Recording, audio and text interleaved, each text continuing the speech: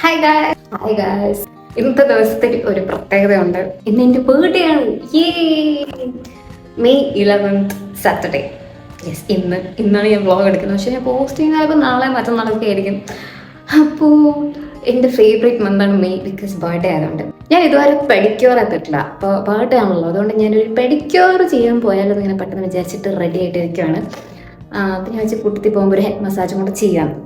എന്നിട്ട് ഒരു ഡ്രസ്സും കൂടെ എടുക്കാൻ പോയാൽ കൊള്ളാം എന്നുണ്ട്. കിട്ടിയാൽ എടുക്കും.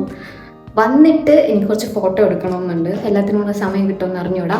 അപ്പം അപ്പം ഞാൻ ചോദിക്കുക ഒരു ബർത്ത്ഡേ വ്ളോഗായിട്ട് ഒരു കുഞ്ഞു വ്ളോഗായിരിക്കും അത്. ചുമ്മാ എടുക്കാമെന്ന് വിചാരിച്ചു. എന്ത് ചൂടാണെന്ന് അറിയാമോ, അതുകൊണ്ട് ഞാൻ ഒരു ഓവർ സൈസ്ഡ് ടീഷർട്ടാണ് എടുത്തിട്ടത്. എന്നിട്ടും എനിക്ക് ചൂടെടുക്കുന്നുണ്ട്. അപ്പോൾ ഞാൻ എൻ്റെ വീടിൻ്റെ അടുത്തൊരു പാർലറുണ്ട്, ഇവിടെ ജാജീസ് തുടങ്ങിയിട്ടുണ്ട്. അപ്പോൾ ഞാൻ ജാജീസിൽ പോകാമെന്നാണ് വിചാരിച്ചത്. വരൂ ഗൈസ്, ഇനി നമുക്ക് കുറച്ച് ആധികാരികമായി സംസാരിക്കാം. ഈ വീഡിയോ കാണുന്ന ആരെങ്കിലും ഉണ്ടെന്നുണ്ടെങ്കിൽ നിങ്ങൾക്ക് അഫോർഡബിൾ ആണ്, നിങ്ങളുടെ കയ്യിൽ കുറച്ച് പൈസ എടുക്കാൻ പറ്റുമെന്നുണ്ടെങ്കിൽ, പൈസ ഒരു ഇമ്പോർട്ടൻറ്റ് ഫാക്ടർ തന്നെയാണ് നമ്മൾ എന്ത് പറഞ്ഞാലും. അപ്പോൾ നിങ്ങൾക്ക് കുറച്ച് അഫോർഡബിൾ ആണ്, നിങ്ങൾക്ക് സ്പെൻഡ് ചെയ്യാൻ പറ്റും എന്നുണ്ടെങ്കിൽ ഇടയ്ക്കൊക്കെ ബർത്ത്ഡേ ആണെങ്കിലും എപ്പോഴാണെങ്കിലും കുറച്ച് പൈസ നിങ്ങൾക്ക് വേണ്ടി തന്നെ സ്പെൻഡ് ചെയ്യണം, നിങ്ങൾക്ക് ഇഷ്ടമുള്ള കാര്യങ്ങളൊക്കെ തന്നെ ചെയ്യണം എന്നാണ് എൻ്റെ ഒരു അഭിപ്രായം. സോ എൻ്റെ അമ്മ പറയുന്നത് ബേസിക്കലി ഞാൻ ഈ പറയുന്ന സംഭവം വീട്ടിൽ പറയുമ്പോൾ അഹങ്കാരം എന്നാണ് പറയുന്നത്. വെറുതെ പൈസ കളയാനായിട്ട് ഓരോന്ന് കാണിച്ചു കൂട്ടിക്കൊള്ളാം എന്നാണ് എൻ്റെ അമ്മയുടെ അഭിപ്രായം. പക്ഷേ ഗൈസ്, ഇടയ്ക്കൊക്കെ നമ്മൾക്ക് വേണ്ടി തന്നെ സ്പെൻഡ് ചെയ്യണം. അത് എന്താ പറയുക, സെൽഫിഷ്നെസ് ഒന്നുമല്ല. അപ്പോൾ അങ്ങനെ ഞാൻ പറയാൻ ഉദ്ദേശിച്ച കാര്യം അതായിരുന്നു. സോ ബർത്ത്ഡേ ആണെങ്കിൽ എന്താണെന്നുണ്ടെങ്കിലും മേക്ക് ഷുവർ നിങ്ങൾക്ക് സന്തോഷമുള്ള കാര്യങ്ങളും കൂടെ ഇടയ്ക്ക് ചെയ്യുക. നിങ്ങൾക്ക് തന്നെ എന്തെങ്കിലുമൊക്കെ മേടിച്ചു കൊടുക്കുക, നിങ്ങളെ തന്നെ നല്ലതായിട്ട് ട്രീറ്റ് ചെയ്യുക. ഓക്കെ. സോ എനിക്ക് ഹെഡ് മസാജ് ചെയ്യുന്ന ഈ ചേച്ചിക്ക് എനിക്ക് തോന്നുന്നു ഒരു ബാഡ് ഡേ ആയിരുന്നു തോന്നുന്നു. പുള്ളിക്കാരി ചിലപ്പോൾ ആരെങ്കിലുമായിട്ട് അടി ഉണ്ടാക്കിയിട്ടുണ്ടാവും. ഒട്ടും ഹാപ്പി അല്ലായിരുന്നു പുള്ളിക്കാരി. പക്ഷേ ചെയ്ത പണിയൊക്കെ നന്നായിട്ട് ചെയ്തിട്ടുണ്ടായിരുന്നു.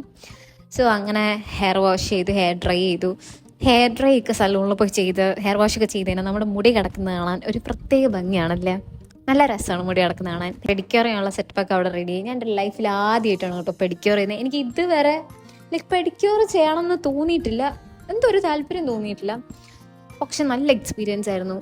ഞാൻ എൻ്റെ ഒട്ടും ശ്രദ്ധിക്കാത്തൊരു സംഭവമാണ് എൻ്റെ കാല് എന്ന് പറയുന്നത്. നിങ്ങളും അങ്ങനെയാണോ? പക്ഷെ ശ്രദ്ധിക്കണം കേട്ടോ. ഞാൻ എൻ്റെ കാല് ശ്രദ്ധിക്കാണ്ട് പാവം എൻ്റെ കാലുകൾ കുറേ ടോർച്ചർ അനുഭവിച്ചു.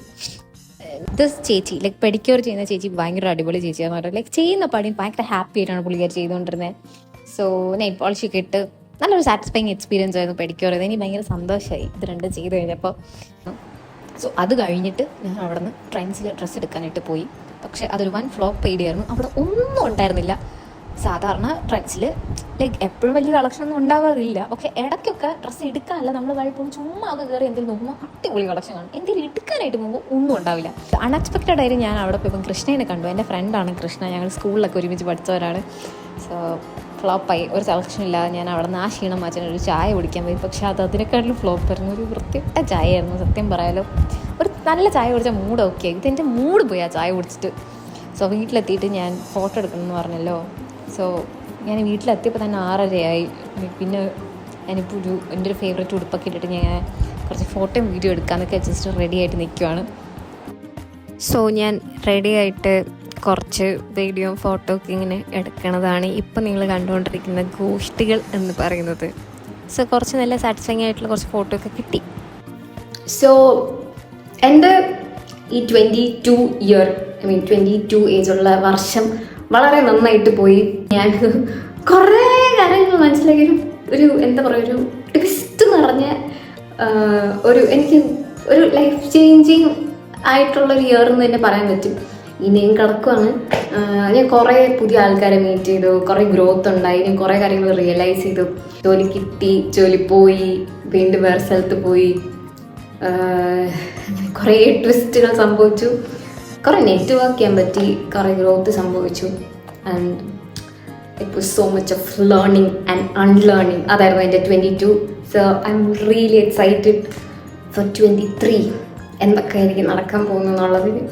അതായിരുന്നു എൻ്റെ ഒരു കുഞ്ഞു ബർത്ത്ഡേ വ്ളോഗ്. അപ്പം ഇത് മൊത്തത്തേന വന്നിട്ടുണ്ടെന്ന് എനിക്ക് അറിഞ്ഞൂടെ. സോ അപ്പോൾ നിങ്ങളുടെ ബർത്ത്ഡേ കാണുന്നുണ്ടെങ്കിൽ സെലിബ്രേറ്റ് യുവർ സെൽഫ്. ഭയങ്കര ഫാൻസി ആയിരിക്കണമെന്നൊന്നുമില്ല ബർത്ത്ഡേ. എപ്പോഴും ചെറിയ ചെറിയ രീതിയിൽ നമുക്ക് എന്താണ് സന്തോഷം എന്നൊക്കെ നോക്കിയിട്ട് make sure that you celebrate your self. And നമ്മുടെ അക്കംപ്ലിഷ്മെൻറ്റ്സ് എന്താണെന്നുള്ളതും കൂടെ ആ ബർത്ത്ഡേക്ക് ആലോചിച്ചിട്ട് സ്വയം തള്ളി മറിക്കുക എന്നെ പോലെ, എന്നിട്ട് കിടന്നുറങ്ങുക. Okay, see you, by.